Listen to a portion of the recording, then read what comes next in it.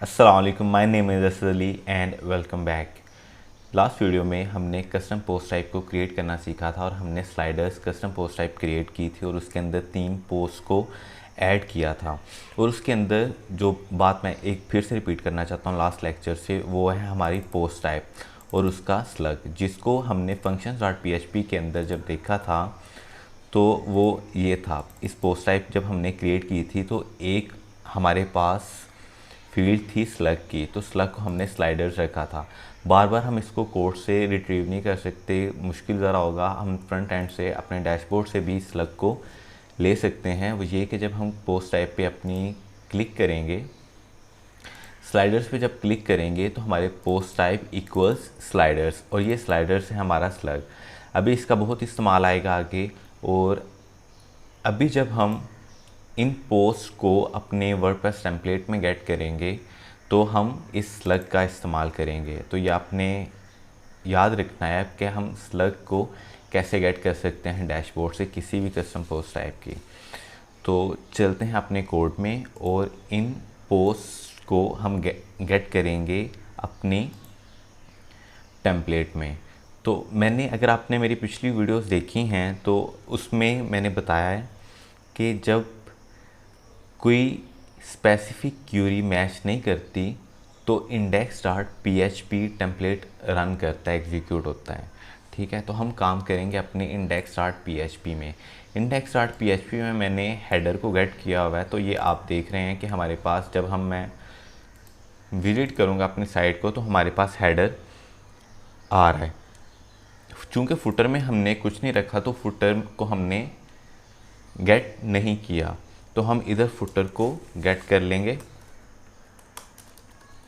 Footer को हम इसलिए गेट कर रहे हैं क्योंकि फुटर में हमारे स्क्रिप्ट्स पड़े होते हैं। तो अगर हम उसको गेट नहीं करेंगे तो हमारे फिर स्क्रिप्ट्स रन नहीं होंगे और उनको रन करने में फिर हमारी वेबसाइट ठीक से वर्क नहीं करेगी। तो मैं इसको सेव करूंगा और ओपन करूंगा अपना footer.php। और जैसे हमने header.php के अंदर हमने हेड टैग, वर्डप्रेस का हेड टैग लोड किया था, इधर भी करेंगे। इसका फंक्शन है wp footer। ये इतना सा काम है, इसको सेव कर लिया हमने और इन टैब्स को फिर हमने कर देना है क्लोज। अब इसके बाद हमारा एक्चुअल गोल अब क्या है कि हम उन पोस्ट को, ये जो हमने कस्टम पोस्ट टाइप बनाई थी स्लाइडर्स, इसके अंदर हमने 3 पोस्ट रखी थी। अब हम इनको गेट करना चाह रहे हैं किधर, अपने टेम्पलेट में, इधर index.php के अंदर। तो सबसे पहले मैं इसका तो डिज़ाइन ले लेता हूँ। तो ये स्लाइडर सेक्शन मेरे पास, इसको मैं इस डिव को कॉपी करूँगा और अपनी index.php के अंदर पेस्ट कर दूँगा। ये हमने पेस्ट कर दिया। अब मैं इसको, ये मैंने सेव करके, अब हम इसको मैं एक दफ़ा से फिर से रन करके देखता हूँ तो मेरे पास क्या आता है। ये देखिए, मेरे पास फर्स्ट स्लाइड आ गई, थर्ड स्लाइड आ गई, सेकंड स्लाइड आ गई, यानी कि ये मेरे पास अब वर्क कर रहा है। तो ये मेरे पास वर्क कर रहा है। तो अभी मैं देखता हूँ कि अगर मैं फुटर में जाके अपने इसको कमेंट आउट कर देता हूँ और इसको सेव कर लेता हूँ तो फिर हम उसको रिफ़्रेश करके देख लेते हैं कि हमारे पास कैसा चलेगा। अभी ये देखें, नहीं काम कर रहा है क्योंकि हमारे स्क्रिप्ट्स लोड नहीं हो रहे हैं। मैं दोबारा से उधर जाकर अनकमेंट कर दूंगा। आई होप सो कि आपको पता चल गया कि ये हमने क्यों ये काम किया था फुटर, क्योंकि हमने functions.php में जो से हमारे स्क्रिप्ट्स थे वो हमारे इन फुटर ट्रू हैं। स्क्रिप्ट्स हमारे इन फुटर ये ट्रू हैं, यानी कि वो फुटर में से लोड होंगे। तो जब वो लोड नहीं होंगे तो हमारी वेबसाइट ठीक से वर्क नहीं करेगी। इसलिए हमने वर्डप्रेस का जो सा फुटर फंक्शन है वो हमने लोड किया है, जैसे हमने हेडर में किया था। मैं हेडर भी आपको मैं एक दफ़ा दिखा देता हूँ। ये हेडर में हमने wp हेड कॉल किया था हेड में, ठीक है। तो उसी तरह हमने फुटर में भी हमने wp फुटर कॉल करना है, जो ये लोड करेगा स्क्रिप्ट्स वगैरह जो से फुटर के होंगे। अब उसके बाद हम अब आएंगे index.php के अंदर और अब हम इधर डायनामिकली गेट करेंगे उन इमेजेस को, स्लाइडर्स को अपने इस टेम्पलेट के अंदर। तो चलिए करते हैं। उसके लिए मैं अपनी डिव्स को थोड़ा सा ठीक कर लेता हूँ। इनकी इंडेंटेशन ठीक कर लेता हूँ। तो ये देखें, ये क्लास देखें, हमने देखना है कि अब रिपीट कौन सी चीज़ हो रही है। तो जब आप गौर करेंगे तो आप देखेंगे कि ये आइटम, ये 3 आइटम्स हैं, इसके अंदर 3 डिव्स हैं, एक आइटम जो सी एक्टिव है और उसके अलावा 2 आइटम्स हैं। इसी तरह जब आप ऊपर देखेंगे, ये एक्टिव क्लास और ये जो दूसरी 0 1 2, हमने इस सब को डायनामिक करना है। तो वो हम कैसे करेंगे? तो इसको करने के लिए आपने ये एक बात याद रखनी है। मैं इधर न्यू टैब में मैं आपको ये बता देता हूँ, आप इन पोस्ट को 2 तरीके से गेट कर सकते हैं। वो कौन से 2 तरीके हैं मैं आपको बताता हूँ। आप इन पोस्ट को 2 तरीके से गेट कर सकते हैं, एक गेट पोस्ट मेथड से और दूसरा WP क्यूरी से। ये आज की वीडियो में हम ये जो पोस्ट को गेट करेंगे वो गेट पोस्ट मेथड के ज़रिए से हम करेंगे। तो इस गेट पोस्ट मेथड के ज़रिए से हमने करने के लिए कौन सी चीज़ों की ज़रूरत होगी? हम करने लगे हैं get post method. Get post method के ज़रिए से हम ये आज की वीडियो में हम पोस्ट को गेट करना सीखेंगे। तो इसके लिए हमें जो चीज़ें चाहिए रिक्वायर्ड होंगी वो कौन कौन सी होंगी, वो सबसे पहले देख लेते हैं। सबसे पहले आपको पता होना चाहिए कि PHP में फॉर ईच लूप कैसे वर्क करती है, इफ एल्स स्टेटमेंट कैसे वर्क करती है, और उसके अलावा जो से आपने चीज़ देखनी है वो है अरेज। ठीक है, तो इनको करते हैं हम अपने कोड में। ये आ गया। अब हम अपनी उस फाइल में जिधर हम उन पोस्ट को डायनामिकली गेट करेंगे। तो सबसे पहले हमने देखना है कि हम उन जो सी इमेजेस हैं हमारी वो किधर आएंगी। तो अगर हम गौर करें तो हमारे जो से स्लाइडर्स हैं, 3 स्लाइडर्स की जो सी आइटम्स हैं, वो एक ये आइटम स्लाइडर्स की जिसमें एक इमेज है और क्लासेस हैं, एक डिव ये है, एक डिव ये है, यानी कि 3 स्लाइडर की आइटम्स हैं हमारी इसमें। तो जब हम लूप थ्रू करेंगे तो उसके लिए सिर्फ हमें एक डिव चाहिए होगी जिसमें से हम अपना डाटा डायनामिकली गेट करेंगे। तो हम बाकी 2 डिव्स को कर देते हैं ख़त्म और एक डिव पे हम लूप करेंगे कि ये डिज़ाइन हमें, इसी डिज़ाइन में हमें अपना डाटा चाहिए, इसी डिव में हम अपना डाटा को लाएंगे, डायनामिकली गेट करेंगे इस डिव में। तो वो हम कैसे करेंगे, इस डिव पे लूप हम कैसे करेंगे, अब हम वो देखते हैं। तो इसके लिए मैंने आपको कहा था कि आपको फॉर ईच लूप का पता होना चाहिए कि फॉर ईच लूप कैसे काम करती है। तो उसके लिए अगर मैं उसको बैक करूं अगर आप गौर करें तो पहली आइटम में एक्टिव की क्लास है और बाकी आइटम्स में एक्टिव की क्लास नहीं है। तो हम इसका मतलब कि हमें एक्टिव की क्लास को भी डायनामिक करना पड़ेगा।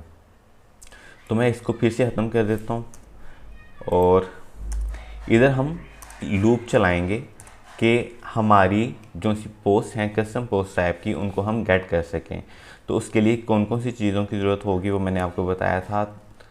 तो इधर हम अपना चलाएंगे अब लूप। तो वो कैसे करेंगे देखते हैं। सबसे पहले आपने क्या करना है, एक आर्ग्यूमेंट्स की लिस्ट बनानी है जो कि मैं आपको दिखा देता हूँ। अगर आप इसकी डॉक्यूमेंटेशन में जाएंगे तो ऐसी इसको हम कॉपी कर लेते हैं और उसको पेस्ट कर देते हैं हम अपने कोड में। अब इसकी इंडेंटेशन ठीक कर लेते हैं जी। अब नंबर पोस्ट हमें ये आर्ग्यूमेंट जो सा है ये हमें बता रहा है कि हमें कितनी पोस्ट को चाहिए। अगर आपको ये चाहिए तो आप इसको रख लें। आप डॉक्यूमेंटेशन में से और भी इसके आर्ग्यूमेंट्स हैं आप देख सकते हैं। अगर आपको और आर्ग्यूमेंट्स की ज़रूरत पड़े, जैसे कि इसमें है number post, category, include, exclude और सप्रेस फिल्टर्स। ठीक है, जो आपको सूटेबल आर्गुमेंट्स लगें और आप उनको इंक्लूड करना चाहें अपनी आर्गुमेंट लिस्ट में, आप इंक्लूड कर सकते हैं। लेकिन जो मेन आर्गुमेंट है जो हमारी पोस्ट को, कस्टम पोस्ट टाइप की पोस्ट को गेट करने में हमारी मदद करेगा, वो है हमारी पोस्ट टाइप, कि हम किस पोस्ट टाइप की पोस्ट को इधर गेट करना चाह रहे हैं। तो वो है हमारी स्लाइडर्स। ये पोस्ट टाइप एक्चुअली ये स्लग फील्ड है। तो हम क्या करेंगे, जिस पोस्ट टाइप की हम पोस्ट को गेट करना चाह रहे हैं, हम इधर उसको पेस्ट करेंगे। तो हम देखते हैं अपने डैशबोर्ड में स्लाइडर्स की स्लग क्या है, स्लाइडर्स। इसको मैं इधर से कॉपी करूँगा और इधर पेस्ट कर दूँगा। इतना काम कर लिया मैंने। अभी उसके बाद आपको क्या करना है, उन आर्गुमेंट्स को आपने एक गेट पोस्ट फंक्शन को पास करना है। गेट पोस्ट फंक्शन फिर में पास करने के बाद उनको स्टोर करवा लेना है एक वेरिएबल में स्टोर करवा लिया। अब हम क्या करेंगे, हम अब लूप चलाएंगे जो एक एक करके उन आइटम्स को एक्सट्रैक्ट करेगी उस पूरे पोस्ट टाइप में से और हमें शो करवाएगी, डिस्प्ले करवाएगी स्क्रीन पे। तो वो है हमारी फॉर ईच लूप। तो PHP मैं स्टार्ट कर लेता हूँ। ये PHP मैंने स्टार्ट कर लिया। इधर करेंगे हम फॉर ईच लूप। तो हम किस वेरिएबल में से वैल्यू, एक्चुअली हमारी अब पोस्ट आ गए हैं इस वेरिएबल में, हम इस वेरिएबल पे फॉर ईच लूप लगाएंगे एज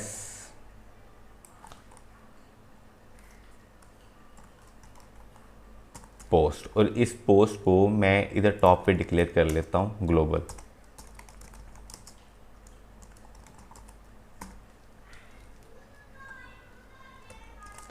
ये मैंने इतना सेव कर लिया। अब इसके अंदर क्या होगा, ये आपकी लूप की बॉडी है।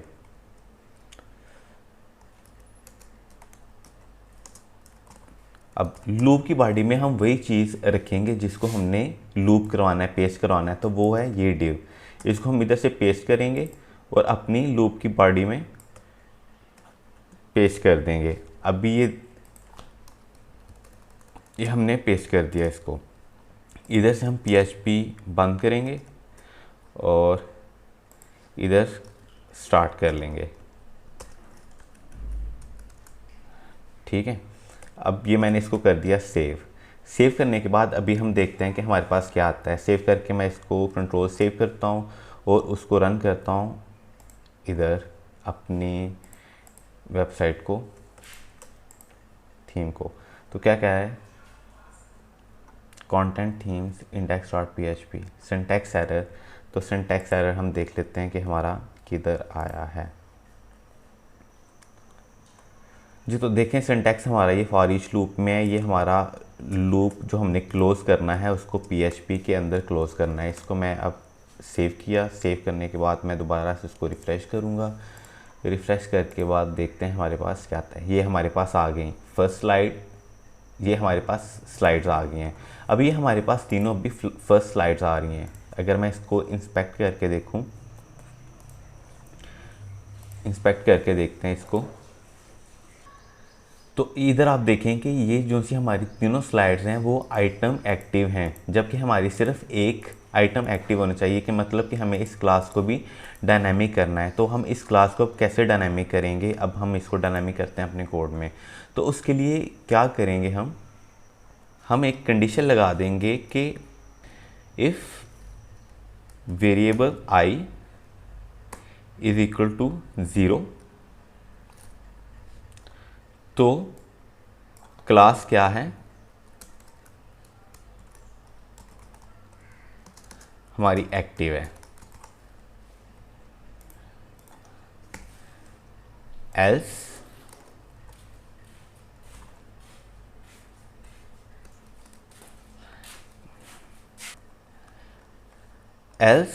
क्लास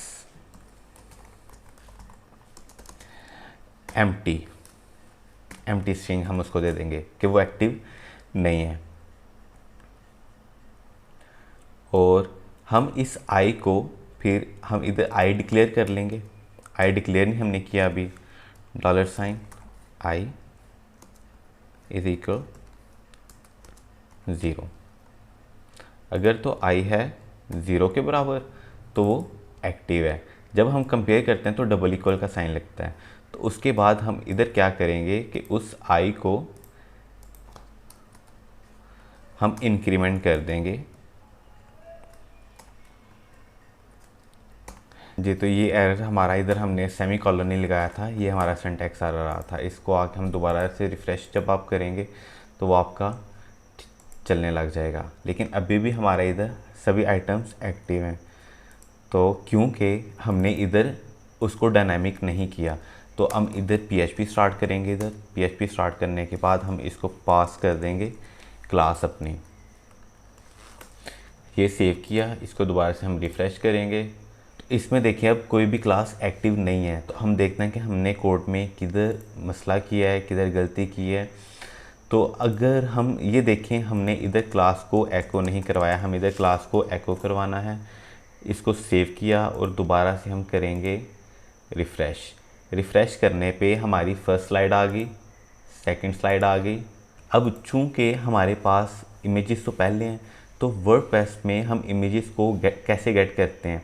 तो वर्डप्रेस में इमेजेस को गेट करने के लिए वर्डप्रेस का फंक्शन है जिसको हम PHP स्टार्ट करेंगे जिसके लिए, और हम लिखेंगे दी पोस्ट थंबनेल URL। ये क्या करेगा, उस थंबनेल के URL को गेट करेगा और एको करेगा। हम इसको सेव करेंगे और रिफ़्रेश करेंगे तो फिर देखते हैं कि हमारे पास क्या आएगा। ये हमारे पास आ गया पहला स्लाइड, ये हमारे पास आ गया दूसरा स्लाइड, ये हमारे पास आ गया तीसरा स्लाइड, ये हमारे पास तीनों स्लाइड्स आ गए।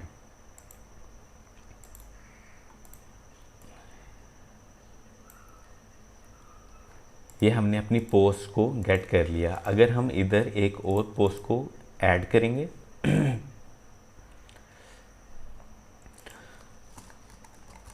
स्लाइडर 4, दोबारा से मैं यही इमेज को कर लेता हूँ, पब्लिश कर देंगे और इसको रिफ़्रेश करेंगे।